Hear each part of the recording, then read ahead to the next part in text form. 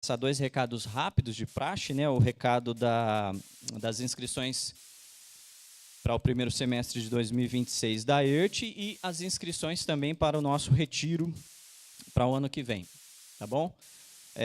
Tá sendo enviado aí nos grupos os links, os irmãos aí que tiverem dúvida também procura o Lucas. Antes de iniciar a mensagem aqui também, eu vou ser breve, porque depois nós vamos ter uma apresentação aqui, uma apresentação natalina. Então, assim que nós encerrarmos o culto, os irmãos permaneçam aí, que o pessoal que vai promover essa apresentação vai dar início aos trabalhos deles aí. Eu quero ler aqui o texto que nós vamos trabalhar hoje, dentre outros textos, antes de nós orarmos. Então, os irmãos abram a Bíblia em Gálatas, capítulo 2, o verso 19 e o verso 20. Como a reunião de hoje tem tudo a ver com o nascimento de Cristo, nós vamos abordar Cristo aqui como Senhor e Redentor, né? Mas também quero discorrer ao final da primeira parte da mensagem sobre Gálatas, capítulo 2, o verso 19 e o verso 20. Aí quem não achou, tem no telão ali. Diz o seguinte: porque eu, mediante a própria lei, morri para a lei, a fim de viver para Deus. Estou crucificado com Cristo. Logo, já não sou eu quem vive, mas Cristo vive em mim. E esse viver que agora tenho na carne, vivo pela fé no Filho de Deus, que me amou e a si mesmo se entregou por mim. Amém? Vamos fazer uma oração. Senhor nosso Deus e nosso Pai, neste culto desta manhã, neste dia que o Senhor tem nos concedido para servirmos ao Senhor, para te adorarmos, nós precisamos, Pai, que o Senhor fale aos nossos corações. É por isso que o meu pedido esta noite é que esta palavra possa alcançar a vida dos nossos irmãos, como alcançou a minha, para que, através disto, o nome do Senhor seja engrandecido e glorificado. É o que pedimos em nome de Jesus e agradecemos. Amém.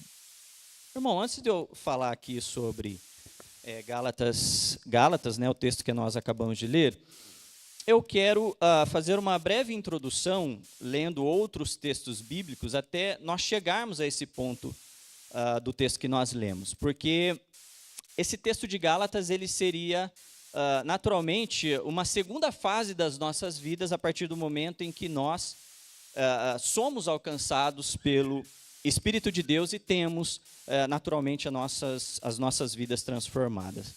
Essa mensagem aqui eu havia escrito para trazer no domingo passado, que seria um domingo de batismo. Ela seria uma mensagem direcionada aos batizandos, né? Mas aí houve a troca da escala. No entanto, a mensagem ela é válida para nós, né? E eu quero trazer para toda a igreja. Serviu muito bem essa mensagem para mim, me fez refletir bastante. E eu acho que é importante nós trazermos à nossa consciência certas realidades do Evangelho de Cristo, do próprio Cristo, que muitas vezes nós deixamos passar batido. E por que ela é importante? Porque, naturalmente, nós estamos envolvidos em um mundo religioso, né? As pessoas, elas são religiosas por natureza e nós sabemos que é assim desde o princípio da humanidade. Os ídolos, eles sempre existiram, desde que a humanidade se conhece por gente, e os ídolos, eles sempre foram adorados, os ídolos sempre foram venerados, a humanidade sempre buscou meios ou recursos para prestarem o seu culto aos ídolos. E a pergunta que nós podemos fazer aqui, pensarmos sobre, num primeiro momento, é por que os ídolos existem? Por que deuses existem? Porque todas as sociedades, todos os povos que existiram durante toda a história da humanidade tiveram no seu seio social um ídolo, um deus. Uma pergunta para nós se pensarmos, e não é muito diferente do que nós vemos hoje. A primeira coisa que desperta em nós o nosso entendimento, nos traz à mente, é que os homens, eles criam deuses para si porque eles precisam alcançar em si algum resultado para si. Os homens sempre tiveram deuses, os homens sempre veneraram e adoraram, porque os homens precisam de conforto para o coração. Os homens precisam de solução para os seus problemas. Os homens precisam de uma resposta para o desconhecido, de uma resposta para o que vem, por exemplo, após a morte, de uma resposta para o amanhã. E é por isso que, na história da humanidade, a humanidade tem estabelecido para si deuses.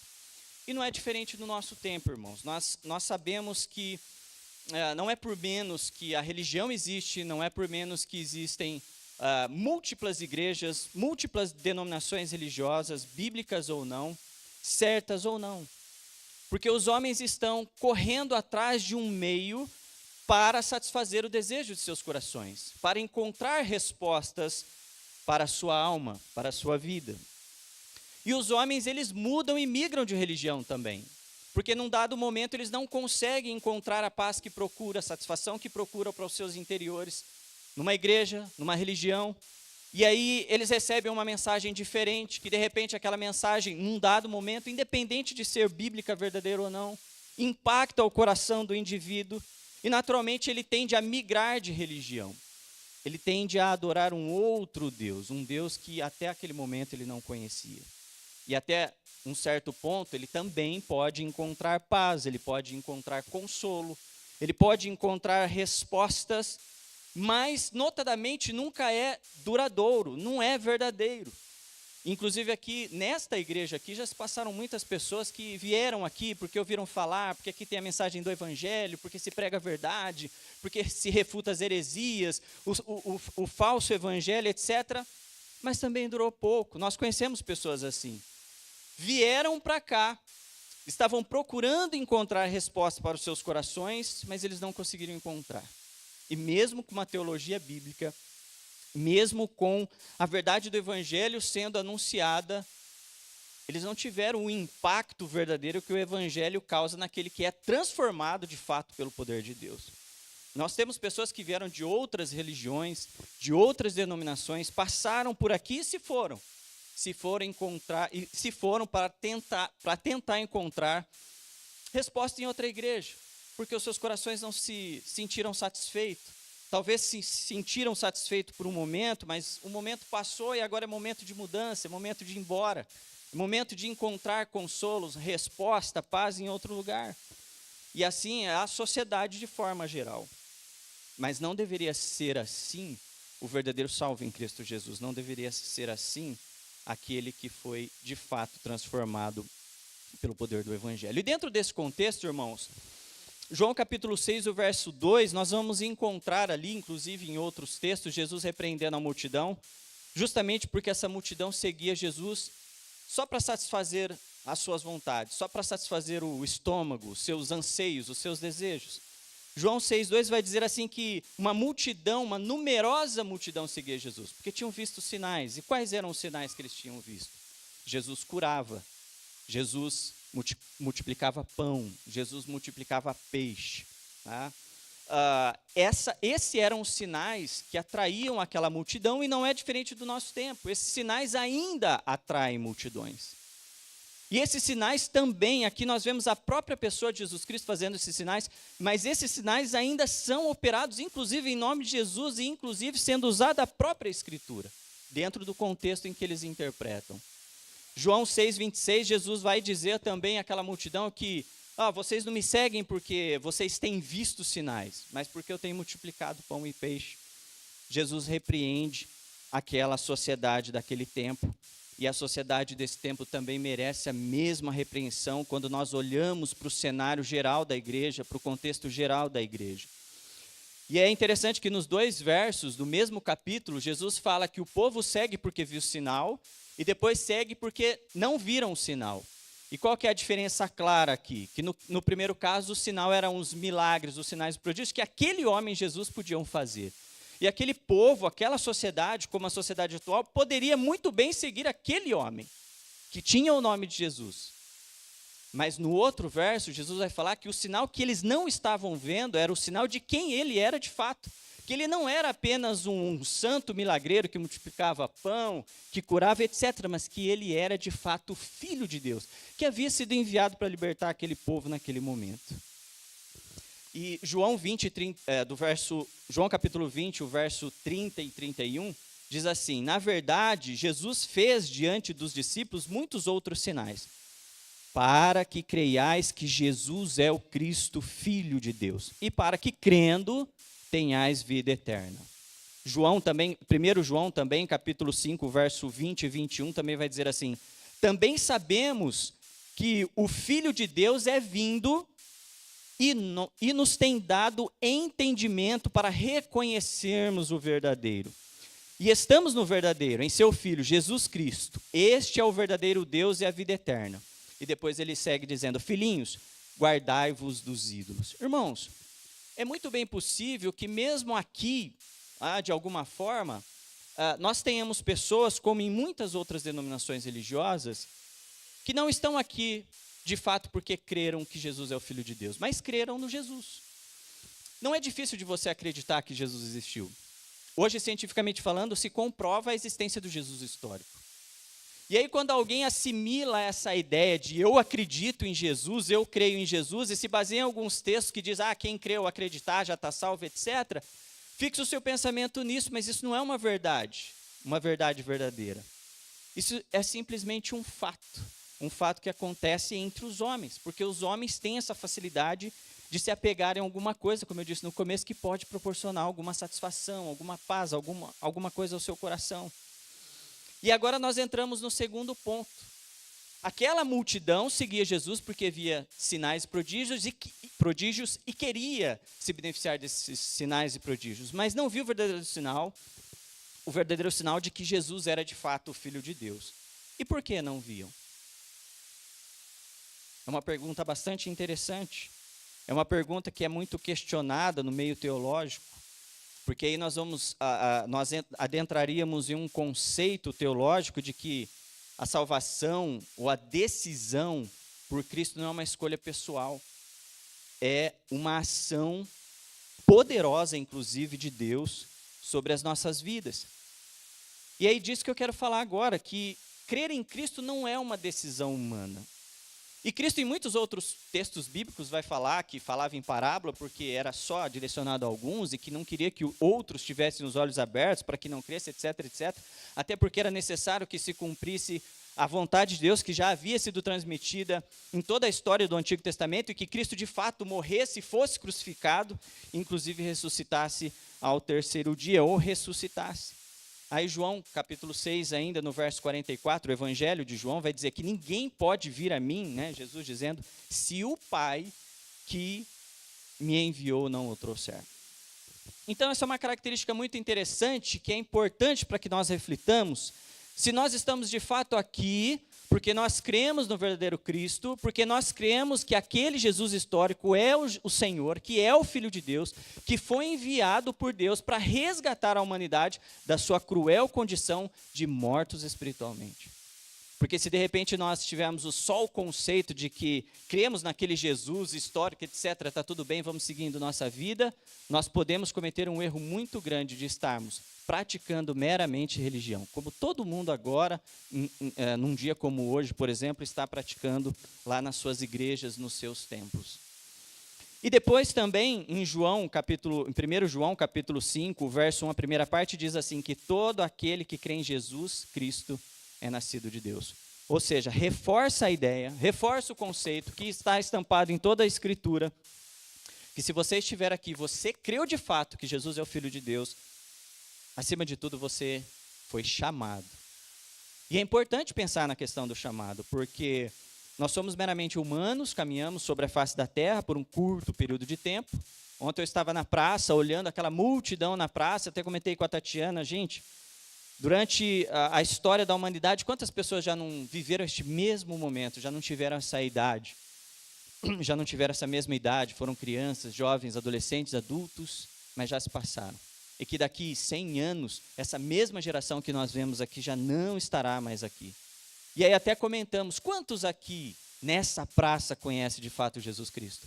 Quantos aqui creem de fato que Jesus é o Senhor? Eu sei que a maioria ali talvez creia no Cristo que ainda está crucificado na cruz, lá no seu estado de sofrimento.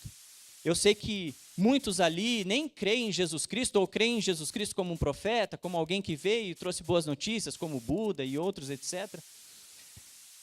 E é triste isso, né? Triste isso. Mas nós que estamos aqui, nós temos ou tivemos uma oportunidade ou temos o privilégio de reconhecermos, através das Escrituras e através da pregação do verdadeiro Evangelho, que aquele Jesus é verdadeiramente o Filho de Deus, que foi enviado para nos resgatar, que foi enviado para nos salvar, que foi enviado para redimir a humanidade de seus pecados, os homens de seus pecados. E aí João 16 também, o Evangelho de João, capítulo 16, e o verso 7 e o 9, o texto todo mundo conhece, é o momento em que Jesus fala que era necessário que ele fosse ao céu, porque ele indo, ele enviaria o Consolador, e o Consolador vindo convenceria o homem do pecado, da justiça e do juízo. E por que convenceria o homem do pecado? Do pecado porque não criam nele. Aqueles mesmos homens que viam sinais, mas não viam o porquê dos sinais, não criam nele, e era o Espírito Santo que posteriormente seria enviado para nos convencer de fato de que aquele Jesus era o Cristo, o Filho de Deus. Passado esse momento, irmãos, do chamado, em que nós somos de fato convencidos pelo Espírito Santo de que somos, de que aquele Jesus é o Cristo, o Filho de Deus, e se você está aqui, creio que você foi chamado. Se você migrou da sua religião, da sua igreja, do catolicismo, do espiritismo, seja qual for a religião, para ser verdade a sua fé, para que ela seja uma realidade, você deve estar aqui única e exclusivamente adorando o Cristo de Deus, porque o Espírito Santo te convenceu que ele de fato era o Cristo. E falando sobre ídolos, sem mencionar as demais igrejas que nós temos por aí no momento atual, igrejas neopentecostal e etc., que promovem um Cristo ou um Deus que não é o das Escrituras, mas que dá aos homens o Deus que eles querem ter, porque eles querem encontrar nesses lugares tudo aquilo que possa satisfazê-los de forma total e completa, a satisfação no relacionamento, a satisfação no dinheiro, a satisfação em tantas outras coisas. Nós temos que tomar cuidado e medirmos a nossa fé para que nós também não estejamos aqui de forma idólatra. Porque criamos um Deus em nosso coração. E qual é esse Deus que poderia ser? Eu fui lá naquela igreja, eu gostei do louvor. Eu fui lá naquela igreja, eu gostei do grupo de jovens, eu vou começar a participar. E que você não tenha vindo de lá, de fora, batizado, passado pelas águas ou por esse processo, porque é um processo que se realiza de forma natural. Você entra em uma igreja, você passa pelo batismo, simplesmente por causa dessas coisas. Eu gostei porque lá tem a mensagem da verdade. Eu gostei porque lá eles confrontam os falsos pregadores, as falsas igrejas. E eu gosto disso, eu gosto de ouvir isso. Não! A razão para você estar aqui, se você veio de fora, se você passou pelo batismo, é porque você nasceu de novo de fato. Porque o Espírito Santo te convenceu da verdade e você creu no Cristo. E aí, naturalmente, onde quer que você estivesse, com o Espírito Santo agora operando a santificação na sua vida, seria impossível, né, você permanecer lá entre meio aos hereges, aos falsos mestres, etc. Então, agora, passando por esse processo de novo nascimento, se você foi chamado, se o Espírito Santo te convenceu, agora você crê que Jesus é o Cristo, de fato, o Senhor, agora você, então, tem uma marca, você foi selado. Você foi selado pelo Espírito Santo, ele foi dado a você como penhor, como garantia, inclusive, de que você é salvo. Ele foi dado. Ele vai trabalhar, ele vai operar na sua vida, e nós vamos ver depois em Gálatas, durante toda a sua existência, até que você morra, não volta mais atrás. E aqui eu já quero usar até a expressão derrubar o conceito de que é muito bem possível que, uma vez que você recebeu o Espírito Santo, que você foi selado, para alguns contextos religiosos, há alguma demonstração poderosa de que isso aconteceu, que um dia você pode sim tropeçar, voltar lá à lama, como, né, voltar à lama lá e permanecer na lama, etc. Eu já vi muito disso, pessoas que morreram na lama depois de estarem dentro de uma igreja, depois de supostamente terem sido batizados com o Espírito Santo, e aí há um grande questionamento dentro do contexto bíblico, porque como isso é possível, né? Se o Espírito Santo é dado como penhor da salvação, ele é dado como a garantia de que você vai permanecer, a perseverança dos santos, eu creio nisso, nós cremos nisso, como que você pode voltar simplesmente para trás e morrer lá, né, digamos assim, no lamaçal do pecado, etc, etc. Não, mas agora você, primeiro, vai ser parte do corpo de Cristo. Agora você, tendo sido regenerado, tendo sido transformado pelo poder do Espírito Santo, uma vez que você foi chamado, você é membro do corpo de Cristo. E é por isso que você está aqui. Você não veio praticar religião, você não veio fazer qualquer outra coisa, você não veio porque você tem que cantar ou porque está escalado, você veio porque você é parte do corpo de Cristo. E o corpo de Cristo se constitui pela igreja de Cristo. Nós somos membros do corpo de Cristo e é por isso que nós estamos aqui, porque fomos chamados. Porém, Efésios 5, 24, a parte A diz assim: como, porém, a igreja está sujeita a Cristo, agora você nasceu de novo, você está sujeito a Cristo como parte do corpo de Cristo, como membro do corpo de Cristo, como a noiva de Cristo. Você está sujeito a Cristo. E há outro motivo também, obediência aos mandamentos por amor. Né? João, o Evangelho de João, do capítulo 14, o verso 15, diz: se me amais, guardareis os meus mandamentos. Para melhorar esse conceito, 1 João, capítulo 5, o verso 3 diz: porque este é o amor de Deus, que guardemos os seus mandamentos. Ora, os seus mandamentos não são penosos. E estar aqui também é parte do cumprimento do mandamento de Cristo. Nós nos reunirmos como igreja é cumprir o mandamento de Cristo. É por isso que dentro desse contexto, irmão, não caia na cilada de que é possível você ser igreja sozinho lá na sua casa, como os desigrejados argumentam. Porque Deus que constituiu a igreja, apesar das denominações, foi Deus quem estabeleceu a igreja, foi Ele quem fundamentou a igreja. E Ele fundamentou a igreja na pessoa de seu Filho Jesus Cristo. Ele não fundamentou a denominação religiosa, Ele fundamentou a igreja e nós estamos aqui todos reunidos e congregados como igreja de Cristo por conta deste mandamento. E para nós adentrarmos em Gálatas agora, para a gente finalizar, né, e para a parte final da mensagem, qual que é a influência de tudo isso em nossas vidas, né? Então nós vimos que nós estamos aqui para adorar unicamente o Filho de Deus, aquele que foi enviado para nos salvar. Nós sabemos que se estamos aqui e reconhecemos em Cristo a salvação é porque fomos chamados, porque temos o Espírito Santo, se temos o Espírito Santo, fomos selados, então nós temos uma certa garantia de salvação, se assim fomos selados. Nós entendemos que, com base nisso, nós nos tornamos parte da Igreja de Cristo, somos membros do corpo de Cristo, pertencemos à noiva de Cristo. E qual que, além de amarmos a Deus e obedecermos os seus mandamentos, é a influência disso? É o que vamos ver aqui em Gálatas, o verso 19 e o 20, que vai tratar justamente agora dessa nova vida em Cristo. Né? Irmãos, existem muitas nuances dessa mensagem. Existem muitas nuances, é que não dá para abraçar tudo numa mensagem no tempo que a gente tem. Eu vou partir para um lado aqui, né? Mas existem outras nuances, não é interpretações diferentes, é a mesma interpretação, mas outras nuances, e eu vou partir para um outro lado aqui. Né? Aí Gálatas vai dizer o seguinte: porque eu, mediante a lei, morri para a lei, a fim de viver para Cristo. Aí aqui existem duas leis, tá? A gente precisa interpretar. Primeiro, a lei das obras e também a lei do pecado. Uma vez que eu morri para a lei, naquele contexto do autor aos Gálatas, é a lei, em princípio, mosaica. Mas, trazendo para o nosso contexto, é a lei das obras, né? E a lei do pecado. Efésios 2, 8, 9, também é um texto bastante conhecido, vai dizer: porque pela graça sois salvos.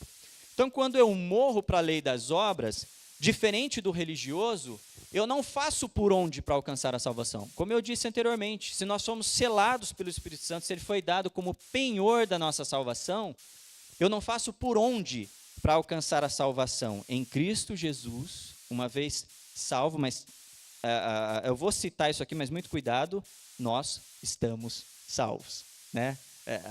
Tem uns sorrisinhos porque é bem complicado falarmos exatamente assim, não é bem assim, uma vez salvos, estamos salvos, mas uma vez selados pelo Espírito Santo, que nos foi dado como penhor, como garantia de que estamos salvos, tá? E o reflexo disso é o que nós vamos ver adiante, principalmente no que diz respeito à morte para a lei do pecado.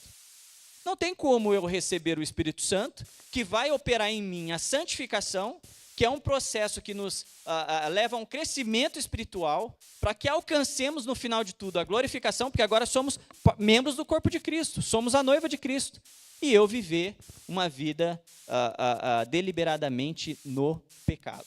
Tá? Romanos, capítulo 6, o verso 5 e 6 vai dizer, porque se fomos unidos com ele na semelhança da sua morte, certamente o seremos também na semelhança da sua ressurreição, sabendo isto, que foi crucificado com ele o nosso velho homem, para que o corpo do pecado seja destruído.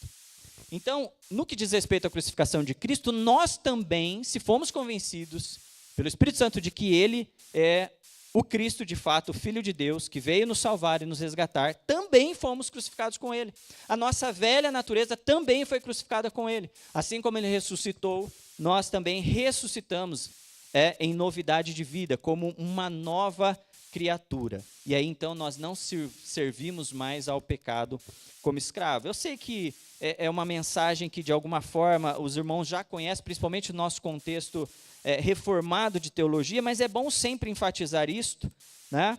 Porque há bastante confusão sobre esse conceito, mas não existe a possibilidade, de fato, de uma vez que você foi chamado por Deus, você foi escolhido, você foi selado pelo Espírito Santo, você voltar a viver a velha natureza. E tem muita gente dentro das igrejas que voltam, e aí não se explica isso.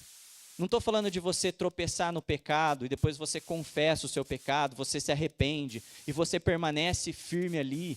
Não estou falando de você pecar e você aceitar a repreensão da igreja, do Senhor, e permanecer firme ali. Eu estou falando de uma circunstância em que a pessoa simplesmente volta. Por exemplo, nós tivemos membros aqui que passaram pelo batismo. Anteriormente era testemunha de Jeová, e passado um ano voltou para lá. Entendeu? Não foi transformado pelo poder do Espírito Santo, a não ser que mostre arrependimento de fato, mas aparentemente não foi.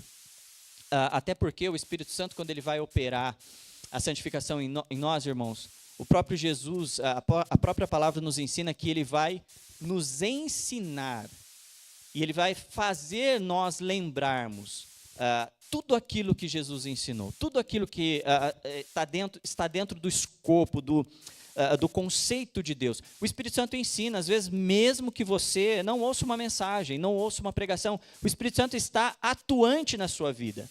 Ele não é uma força que, de repente, a gente mal cita ele em pregações, etc. Ele está atuante em nossas vidas, em nossa mente e em nossos corações, nos ensinando, nos levando a progredir espiritualmente, para encontrarmos com o nosso noivo. Depois diz, estou crucificado com Cristo, logo não sou eu quem vive, mas Cristo vive em mim. Romanos 12, 2, e não vos conforme. Eu usei Romanos 12, 2 aqui, para justificar essa questão do Cristo viver em mim. Eu sei que o fato de Cristo viver em nós não justifica a nossa salvação por aquilo que nós fazemos, pelas decisões que tomamos. Como eu disse, batizar aqui, por exemplo, ou nós que batizamos e fazemos parte deste corpo, não foi porque decidimos, deve ter sido porque o Espírito Santo transformou as nossas vidas, porque nós cremos. Mas eu usei Romanos 12, 2, o fato de Cristo viver em nós, irmãos, porque agora o viver de Cristo em nós é como Cristo, ele é o exemplo de quando ele passou sobre a face deste mundo. Inclusive nos dando uma lição de que as vaidades do mundo não compensam para nós. E que agora nós temos um outro foco, nós temos um outro alvo e temos um outro objetivo. Inclusive o Sermão da Montanha é tido como a constituição do reino dos céus. Vamos ler o Sermão da Montanha para aprendermos a como viver agora debaixo desse reinado. E Romanos 12 trata disso, para nós não nos conformarmos com a realidade deste mundo. Não vos conformeis com este século, mas transformai-vos pela renovação da vossa mente, do vosso entendimento, da vossa compreensão. E aí, o Espírito Santo atua em nós, nos levando a essa cosmovisão diferenciada do que o mundo tem, do que o religioso tem, né? Do que aqueles que buscam na religião, ou até mesmo num Cristo crucificado, ou naquele Jesus que fazia milagres, alguma coisa para satisfazer o seu próprio interior, para satisfazer a sua alma. Eu estou indo bem rápido, irmãos, para os irmãos não perderem tempo depois por causa da apresentação, tá? E 1 João, capítulo 5, o verso 4, a parte 1 também diz, porque todo aquele que é nascido de Deus vence o mundo. E aí isso corrobora com Romanos. Não vos conformeis com este mundo aí, mas transformai-vos pela renovação do vosso entendimento. Mas só é possível isso para quem é nascido de fato de Deus. Quem não é nascido de Deus, ele vai continuar sendo religioso até a morte. Ele não vai prosperar nesse sentido. Horas está indeciso entre o que o mundo oferece, entre o que a igreja propõe, enfim, todas essas coisas de igreja, é o pensamento, né? Não é o evangelho, é essas coisas de igreja, não consigo entender, horas está aqui, horas está lá. E ele diz, e esse viver que agora tenho na carne, vivo pela fé no Filho de Deus. E essa questão de viver pela fé no Filho de Deus corrobora com o fato de que uma vez que nós somos chamados, selados, nós vamos perseverar. E você deve policiar aí o seu coração e olhar para si mesmo e dizer, será que eu estou perseverando? Eu vou perseverar? Eu creio que sim, nós temos muitos irmãos aqui, pelo tempo que eu estou aqui, e conheço os que tiveram que vir e de repente não perseveraram, já se foram. Os que têm perseverado, amém, graças a Deus por isso. Mas esse viver pela fé no Filho de Deus, eu não vou ler exatamente Hebreus 11, que dá um sentido, uma definição de fé aqui, mas Hebreus 10, 37, o versículo 38, que diz assim, capítulo 10, o verso 37 e o 38, que diz assim, porque ainda dentro de pouco tempo, aquele que vem virá. Essa já começa aí o processo de perseverança. Primeira promessa é o do regresso do nosso Senhor. Ele veio, ele morreu, ele ressuscitou ao terceiro dia. Como eu disse, é fácil crer em Jesus histórico, mas o que ainda se refuta historicamente? Que Jesus de fato ressuscitou ao terceiro dia. É fácil crer que Jesus ressuscitou? Alguém pode dizer? Eu creio. Com base em quê? Você acha mesmo que eu creria que Jesus ressuscitou se não fosse uma ação do Espírito Santo em mim? Olha o mundo que nós vivemos. Um mundo cientificamente evoluído, um mundo tecnologicamente evoluído. Só que quando a gente avalia as Escrituras e isso é com base na ação do Espírito Santo em nós não temos para onde correr. Nós cremos na obra redentora de Cristo Jesus e entendemos que a ressurreição de Cristo foi o passo crucial na redenção dos homens.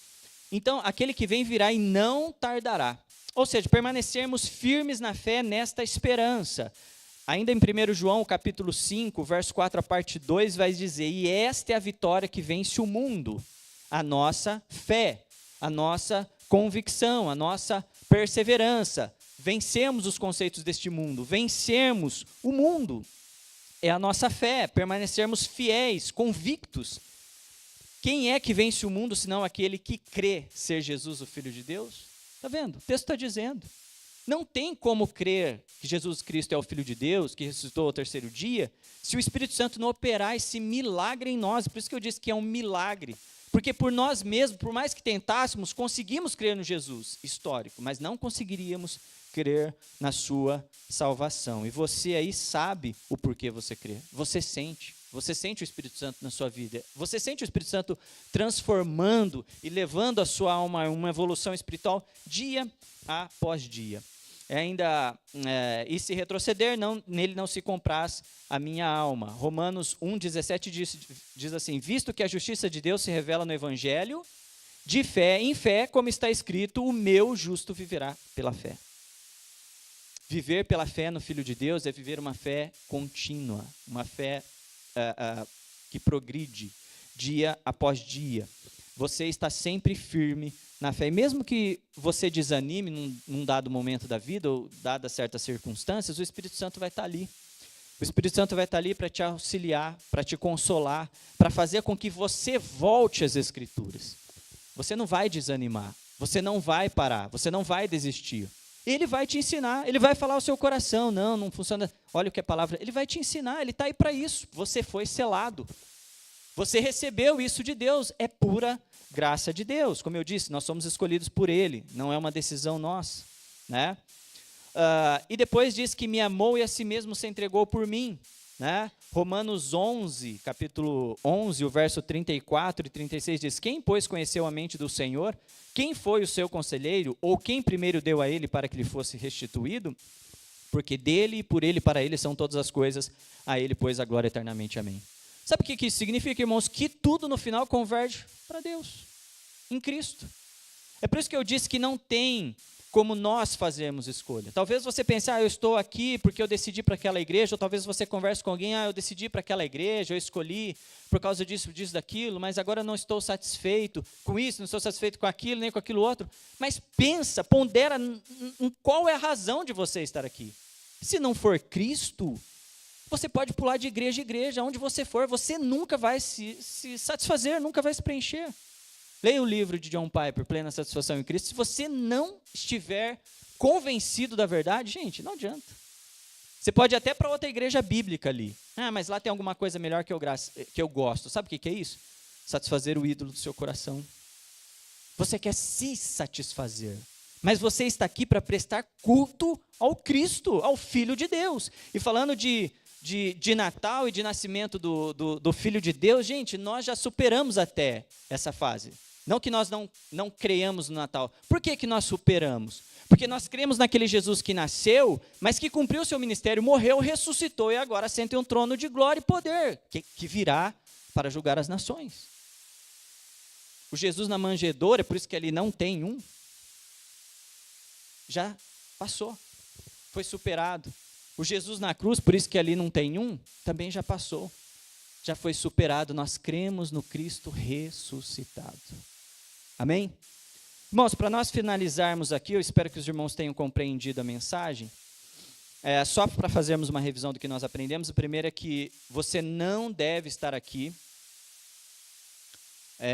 por qualquer outra coisa que seja, a não ser por Cristo. Que você também não quer Cristo porque você decidiu. Então, se você acha que você está aqui porque você decidiu, começa a pensar no porquê você de fato está aqui. Porque Cristo te trouxe aqui.